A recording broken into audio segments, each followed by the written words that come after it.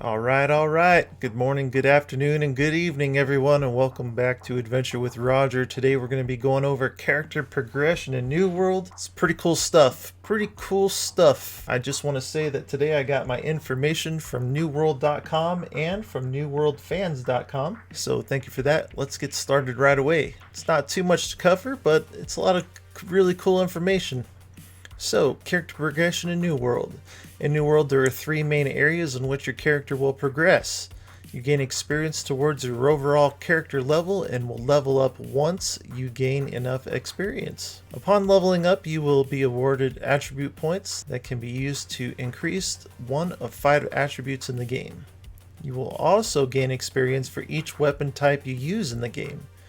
And upon receiving enough experience for the particular weapon, you will be awarded with a weapon mastery point to be spent in either of active or passive ability within the weapon skill trees. The final main progression of your character will come in the form of trade skills. Trade skills consist of gathering, refining, and crafting. Alright guys, I want to jump into core attributes next, but real quick I just want to say, please don't forget to drop a like on this video and remember to join me several times per week for more game related content. I'd like to give a shout out to everyone helping support and grow this channel, either by subscribing for free or on Patreon for just $1.50 per month. Thank you so much. Alright, core attributes. As your character levels up, you gain attribute points per level up to a total of 190 upon reaching max character level of 60. You can also gain attribute points from gear upon visiting Eternium. For the first time, your character will have 5 points in each of these core attributes. And we're about to go over those core attributes here in a minute. You cannot drop below the 5-point minimum. The points you earn while leveling your character can then be spent to level up attributes, and those core attributes ultimately guide your overall build. How you spend those attribute points as your level will be crucial to your success in New World. As mentioned before, New World does not have a class-based system, so you have to make sure you tie your attribute points into the weapon you want to be using. Strength. First attribute, increases the amount of damage you do with melee weapons. Some melee weapons scale exclusively from strength, and other lighter weapons scale primarily from strength and from dexterity. Next attribute, dexterity, is also the attribute that scales your damage with ranged weapons such as bow and musket. Then we have intelligence.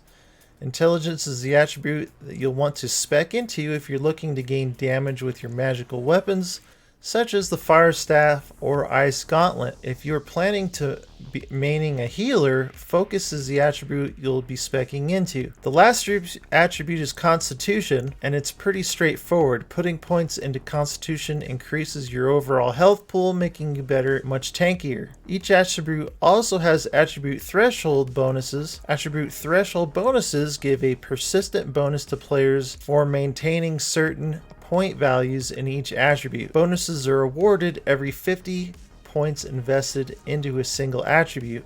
So 50, 100, 150 points invested.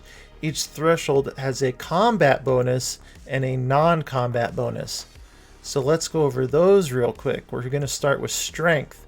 So at 50 points in strength, you get plus 5% damage to melee weapon light attacks and plus 10% mining speed. So going into a trade skill there kinda. Alright, at 100 points you get 10% damage to melee weapon attacks and a plus 20 encumbrance, which means you can carry more. At 150 points you get plus 50% stamina damage from melee weapon light and heavy attacks and minus 10% decrease in weight of mined items. So strength is really leaned towards miners. Okay. At 200 points you get plus 10% damage on stunned, slowed, or rooted enemies and plus 10% mining speed. At 250 points in strength, you get stamina regeneration continues while performing light and heavy attacks with melee weapons. you get plus 10% yield increase when mining, and at 300 points in strength, you get light and heavy attacks with melee weapons gain grit. 25% chance to fully mine an ore node in a single swing. Very interesting. Okay, so the big one there in strength is obviously the 250 point mark, where you get stamina regeneration continues while even performing attacks. I think that would be gigantic. Okay, so dexterity. 50 points in dexterity will get you 5% chance to crit hit and 10% skinning speed. 100 points, plus 5% thrust damage and plus 20% haste for 3 seconds after skinning. 150 points in dexterity, dodging costs 10 less stamina and minus 10% decrease in weight of skinned items. At 200 points, you get a plus 10% bonus backstab and headshot damage and plus 10% skinning speed. At 250 points, you get plus 10% bonus critical hit damage on stunned, slowed, or rooted enemies and a plus 10% yield when skinning. And then at 300 points, you get ammo has a 15% chance of being returned and a guaranteed critical hit after a dodge roll. Very cool. All right, intelligence. 50 points, plus 10% damage to light and heavy magic attacks, and plus 10% harvest speed. At 100 points, plus 10% critical hit damage, and 5% chance to gain 1 Azoth when harvesting. At 150 points, you get plus 15% to elemental damage, and minus 10% decrease in weight of harvested items. At 200 points in intelligence, plus 10 mana after a dodge, and plus 10% harvest speed. At 250 points in intelligence, we get plus 30% duration to damage of time spells, so dots, and a 10% yield increase when harvesting.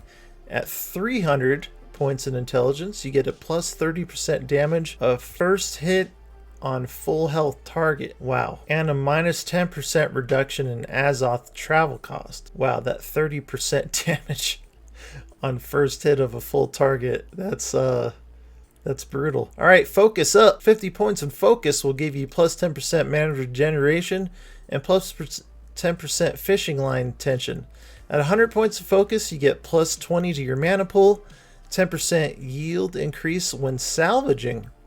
At 150 points in focus, you get plus 20% healing output and minus 10% decrease in weight of fishing items. At 200 points, plus 20% duration of casted buffs and plus 10% fishing line tension. At 250, plus 30 mana on any self or group kill and plus 10% increase to caught fish size. And at 300 focus, we get when mana hits 0, gain 200% mana regeneration for 10 seconds on a 60-second cooldown, and a 10% cooldown reduction for in-fast travel. That's pretty cool. All right, Constitution. At 50 points, all health consumables plus 20% stronger and plus 10% logging speed. At 100 Constitution, increase max health by 10% of physical armor. Very interesting.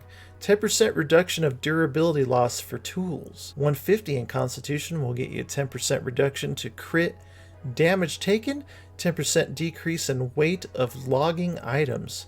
200 will get you plus 20% increase to armor and a plus 10% logging speed. At 250 points in Constitution, you get 80% damage reduction when full health. Okay, so 250 points will get you 80% damage reduction at full health, but if you don't have the 250 points and Constitution, you will get nailed by the intelligence people that have 300 points. So there is a way to get around that. Okay, 80% damage reduction when at full health and a 10% yield increase when logging. And 300 points in Constitution will get you plus 20% duration of stun, slow, and root spells, and a 25% chance to drop a tree in a single swing. That would be pretty neat. If you feel like you've messed up your build or simply want to re-roll a build, it is possible to respec your attribute points early on for free and then later down the road by paying coin to do so. Let's go into weapons masteries. In New World, you can equip any weapon at any time. Your character is not locked to a specific weapon base on a class you pick. New World does not have a class-based system, and you can master every single weapon in the game if you choose to do so. Once you have a weapon equipped, you then just need to use that weapon in combat and kill a creature in order to gain experience for the particular weapon's mastery. Once you have gained enough weapon mastery experience, you will then be rewarded with a skill point that can be spent at an ability within the skill trees of that weapon. That was a mouthful. Every weapon in the game has 2 separate skill trees, and each one of the skill trees has a selection of active abilities, passive modifiers, and bonuses that are exclusive to that weapon that can be spec'd into as you progress down the skill trees.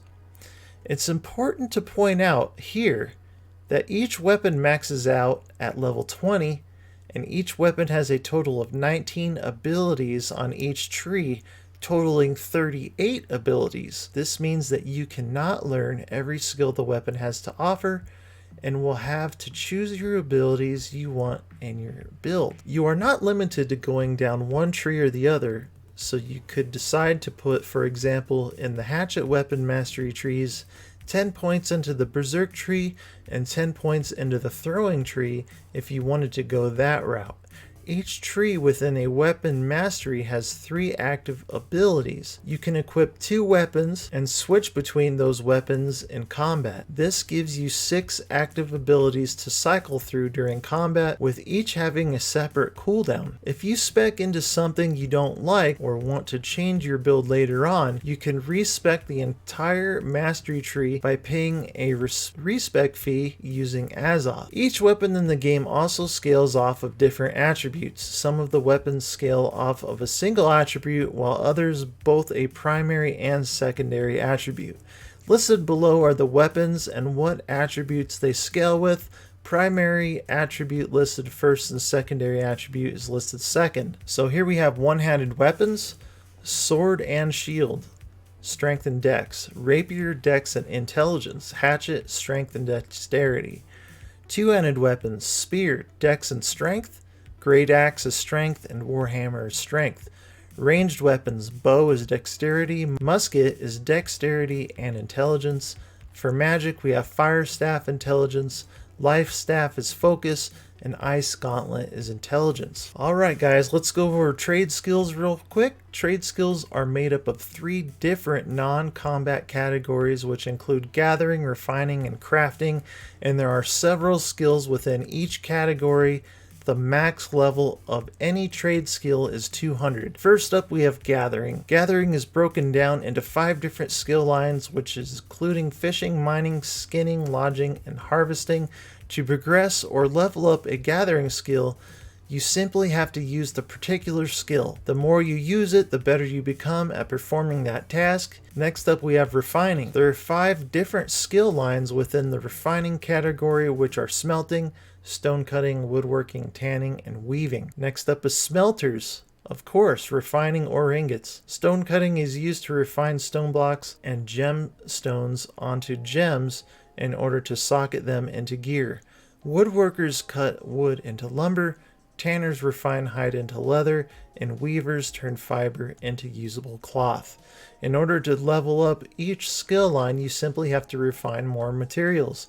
As you level up a particular skill, you will unlock the ability to refine higher quality resources, which are in turn used to craft higher quality gear. You also become much more resource efficient, as higher level refiners have a chance to gain extra refined resources while they refine. Crafting. There are 7 different crafting skills in New World, including weaponsmith, armoring, jewel crafting, engineering, arcana, cooking, and furnishings. Just like with gathering and refining, the more you craft with a particular skill line, the higher you will progress within the particular line. So if you want to make the best weapons in the game, you should just acquire the needed materials, make your way to the applicable workstation in a settlement, and craft as many weapons as possible in order to level up your weaponsmithing skill. Leveling a crafting skill will unlock more recipes and allow you to craft higher tier items.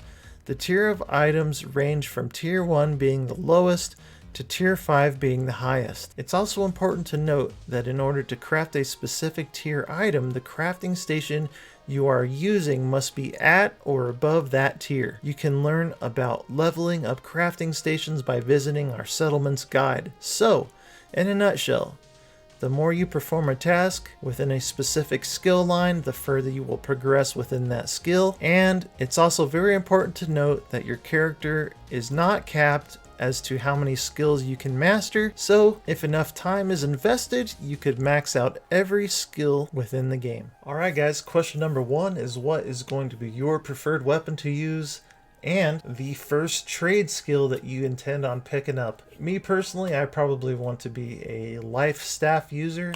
I'm probably going to be a fisherman of sorts, but I'm not exactly sure which is the first trade skill line that I want to go down.